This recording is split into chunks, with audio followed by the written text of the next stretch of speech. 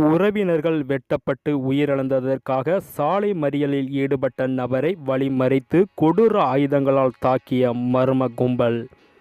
கடந்த டிசம்பர் 30ஆம் தேதி தூத்துக்குடி மாவட்டம் கருங்குளம் புளியங்குளத்தைச் சார்ந்த முத்துப்பெருமாள் வெட்டி படுகொலை செய்யப்பட்டார்.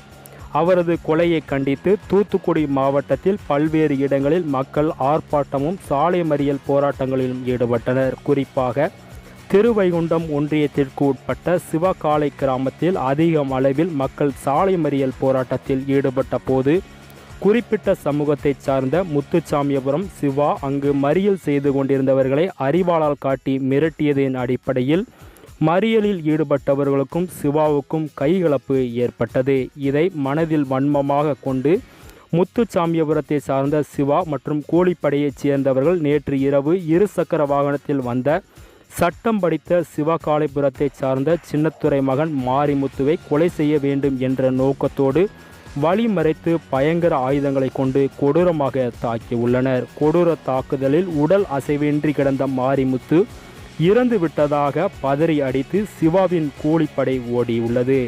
உடல் முழுவதும் தாக்கப்பட்ட நிலையில் மாரிமுத்து சுயநினைவு இழந்து ஆபத்தான நிலையில் பாளையங்கோட்டை அரசு மருத்துவமனையில் தற்சமயம் சேர்க்கப்பட்டுள்ளார். தொடர்ந்து சம்பவ இடத்திற்கு தமிழர் விடுதலை கழகத்தின் தலைவர் வழக்கறிஞர் ப. ராஜ்குமார், தமிழ்நாடு தேவேந்திரகுல வேளாளர் கூட்டமைப்பின் மாநில தலைவர் சி. பார்வதி சண்முகசாமி, வழக்கறிஞர் ஆசை கதிரவன் ஆகியோர் தற்சமயம் வருகை தந்துள்ளனர்.